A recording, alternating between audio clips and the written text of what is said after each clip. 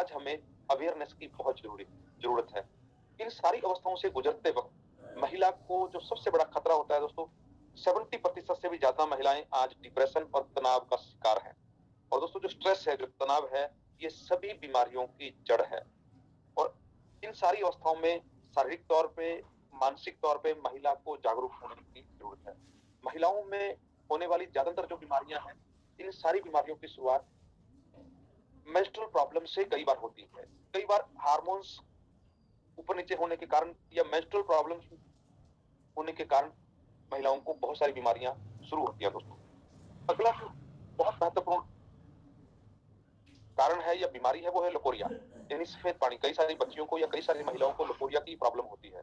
और जब लकोरिया की प्रॉब्लम होती है तो महिलाएं इस समस्या को ना ही तो सीरियसली लेती हैं और ना ही इस प्रॉब्लम के बारे में अपने परिवार में खुल के बातचीत करती हैं। लेकिन आज इस प्रोग्राम के माध्यम से मैं ये बताना चाहता हूँ कि जो लकोरिया है, जो सफेद पानी है, ये महिलाओं की हड्डियों का कैल्शियम होता है जो शरीर से बहना शुरू हो जाता है। और जिस भी महिला को लगातार कई वर्ष लकोरिया की प्रॉब्लम से अगर वो ग्रसित रहती है तो उसकी हड्डियों से इतनी बड़ी मात्रा में कैल्शियम बह जाता है कि उसकी हड्डियां बहुत ज्यादा कमजोर पड़ जाती हैं। और उसकी जो कार्टिलेज है, यानी जोड़ों के अंदर जो चिकनाई वाली परत है, अगर लोकल भाषा में कहें जो ग्रीस है, वो पूरी तरह से खत्म हो जाने के बाद उसकी कार्टिलेज टूट जाती है और वो 40-45 साल की एज के बाद पूरी तरह से हड्डियों और जोड़ों के दर्द से पीड़ित रहती है, रीढ़ की हड्डी के दर्द से पीड़ित रहती है और 50 साल की एज के बाद वो चलने फिरने से भी लाचार हो जाती है।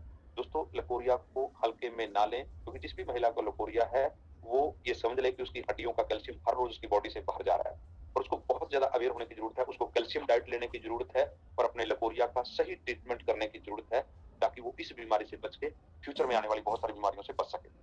अगली जो समस्या है जैसे इन्फेक्शन, बहुत सारी महिलाओं को इन्फेक्शन होता है जिसको महिलाएं बिल्कुल नॉर्मल लेती हैं, ये उसके प्रति जागरूक नहीं है, उसके प्रति सीरियस नहीं है।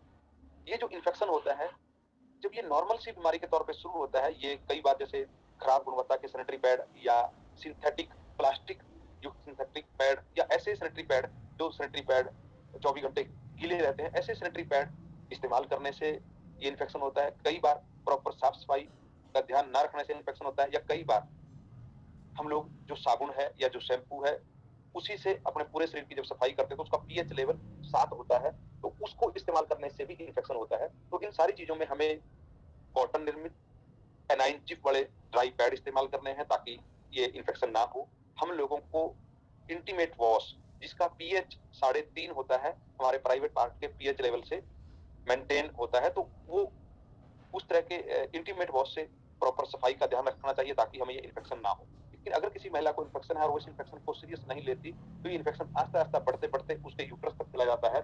और कई महिलाओं को आपने देखा होगा कि 40-45 साल की एज में यूट्रस रिमूव करना पड़ता है, या कई बार वो यूट्रस कैंसर में कन्वर्ट हो जाता है। जिस महिला को यूट्रस कैंसर हो गया दोस्तों, उसका जीवन तबाह हो जाता है। वो बहुत एक ऐसी भयानक बीमारी से ग्रसित हो जाते हैं जिसका बचना मुश्किल हो जाता है। या अगर उस महिला का यूट्रस रिमूव हो जाता है, वो इन्फेक्शन से होता है। और यूट्रस रिमूव होने का मतलब है कि वो महिला के शरीर का जो मेन भाग था वो रिमूव हो गया। उस यूट्रस के रिमूव होने के बाद उसको कई सारी नई प्रॉब्लम शुरू हो जाती है, क्योंकि उसके हार्मोन्स का जो सिस्टम है पूरी तरह से समाप्त हो जाता है। उसको कई सारी बीमारियां आ जाती हैं दोस्तों, उसका जीवन एक नरक समान हो जाता है। और उस यूट्रस रिमूव की स्थिति या यूट्रस कैंसर की स्थिति सिर्फ एक छोटे से इन्फेक्शन से आती है। तो हमें इसके बारे में जागरूक होना है। अगली जो चीज है, बीमारी है, वो है हार्मोन इम्बैलेंस। हार्मोन इम्बैलेंस होने के कारण कई बार हमने देखा कि महिलाओं को चेहरे पे बड़े बड़े बाल उगना शुरू हो जाते हैं, या कई बार हार्मोन्स इम्बैलेंस के कारण मेंस्ट्रुअल सर्कल जो ब्रेक होता है, या मेंसेस बिल्कुल ही नहीं आते, या मेंसेस बहुत ज्यादा आते हैं या कम आते हैं। और जब हार्मोन इम्बैलेंस होते हैं तो कई सारी महिलाओं का वजन बढ़ने लगता है, और वजन बढ़ने के कारण हार्ट है, बीपी है, शुगर है, इस तरह की बीमारियां आना शुरू हो जाती है। और कई बार मोटापा हार्मोन इम्बैलेंस के कारण या मेंस्ट्रुअल सर्कल इरेगुलर होने के कारण होता है। तो हार्मोन्स इम्बैलेंस के कारण ही कई बार बच्चे कंसीव करने में भी समस्याएं आती हैं, यूट्रस में स्वेलिंग तक आ जाती है। तो इन सारी चीजों में हार्मोन इम्बैलेंस के प्रति भी हमें जागरूक होना है।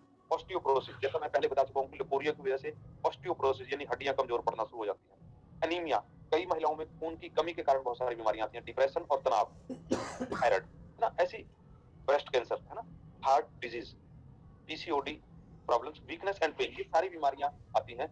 और हम एक सिंपल सी बात कहना चाहते हैं कि जब ये बीमारियां हमें आ जाएं उस वक्त महिलाएं इन बीमारियों से निजात पाने के लिए एलोपैथी दवाइयों का सहारा लेती हैं।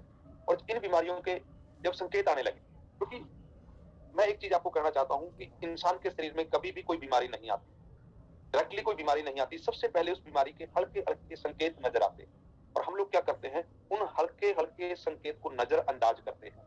अगर हम इतने अवेयर हो जाए कि अगर हमारे शरीर में 1% हल्का भी कोई संकेत नजर आता है, आपको हल्की हल्की थकावट महसूस होती है हर रोज, तो आप उस संकेत को नजरअंदाज ना करें, उस संकेत की गहराई में जाएं और वहां पे अपने डाइट को, अपने डेली रूटीन को, अपने खुराक को चेक करें। आपको दवाई तक जाने की जरूरत नहीं पड़ेगी अगर आप उस संकेत से अवेयर हो जाए। अगर आपको सुस्ती रहती है, अगर हल्का हल्का आपकी कमर में दर्द रहता है, अगर हल्का फुल्का आपको इन्फेक्शन है, अगर हल्का फुल्का आपको लकोरिया के लक्षण लगे, कोई भी संकेत आपकी बॉडी में जो आपको अब नॉर्मल लगे, वहीं पे आपको अगर आप जागरूक हो गए तो आप बीमारियों से बच सकते हैं।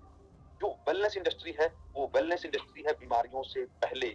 अगर हम जागरूक होकर नेचुरल और आयुर्वेदिक चीजें इस्तेमाल करें तो हम स्वस्थ और लंबा जीवन जी सकते हैं। लेकिन जब हम लोग हल्के हल्के जो संकेत आपके कमर में, आपके घुटनों में या आपकी एड़ियों में हल्का हल्का नॉर्मल सा दर्द है, हम उस संकेत को इग्नोर करते हैं, जबकि वो संकेत आने वाले समय में किसी बीमारी का इंडिकेशन है। और दोस्तों, जब हम उन संकेत को इग्नोर कर देते हैं, फिर आगे हमारे पास दो रास्ते होते हैं। और एक रास्ता है वे ऑफ इलनेस यानी बीमारी का रास्ता, और दूसरा रास्ता है वे ऑफ वेलनेस यानी स्वस्थ है का रास्ता। यानी कि इन बीमारियों के संकेत को नजरअंदाज करने के बाद लोग दो रास्तों पे चल पड़ते हैं। एक है वे ऑफ इलनेस इलनेस यानी बीमारी का रास्ता, दूसरा है वे ऑफ वेलनेस यानी स्वस्थ है का रास्ता। और ज्यादातर लोग जब उनको कोई भी शरीर में प्रॉब्लम आती है, वो सीधा वे ऑफ इलनेस यानी वो दवाइयां लेना शुरू कर देते हैं। जैसे ही वो बीमारियों के लक्षणों से परेशान होकर एलोपैथी दवाइयां लेते हैं, तो वो एलोपैथी दवाइयां उनकी उस एक बीमारी को तो किसी न किसी हद तक दबा देती हैं, पर 4 नई बीमारियां पैदा कर देती हैं। और वो फिर उन 4 बीमारियों की जब एलोपैथी दवाइयां लेने के लिए आगे बढ़ता है, तो वो 4 बीमारियां 4 और नई बीमारियां पैदा कर देती हैं। और इस तरह से उस व्यक्ति को पता नहीं चलता कि वो कैसे इस इलनेस के रास्ते पे इतने आगे बढ़ गया कि दोबारा से उसका एक स्वस्थ जीवन जीना एक मुश्किल सा हो गया।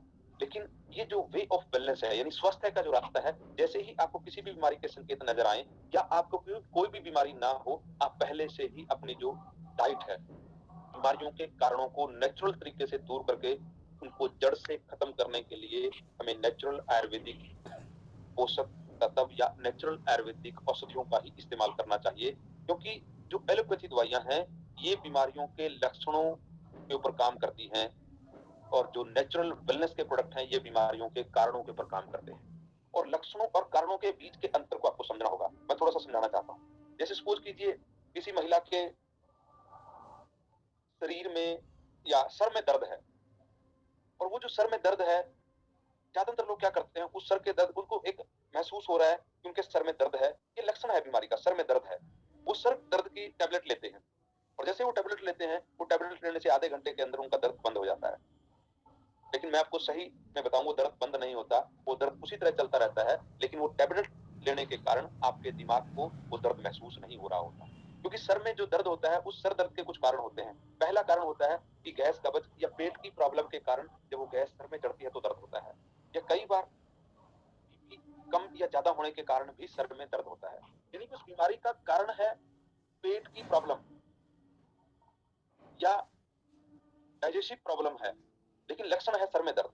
तो आपने टैबलेट ली है सर दर्द की, लक्षण के ऊपर एलोपैथी दवाइयां काम करती है, कारण के ऊपर काम नहीं किया। और आयुर्वेद में, नेचुरोपैथी में सर दर्द की कोई टैबलेट नहीं है, क्योंकि नेचुरोपैथी लक्षणों पे काम नहीं करती, वो कारणों पे काम करती है कि आपको जो बदहजमी हुई है या इनडाइजेशन हुआ है या पेट की जो प्रॉब्लम है, वो पेट को साफ करने का काम करती है, सर दर्द अपने आप बंद हो जाएगा। एलोपैथी दवाइयां कुछ समय के लिए लक्षणों को दबा देती हैं, जैसे ही दवाइयों का असर खत्म होता है, वो बीमारी फिर से उठ खड़ी होती है।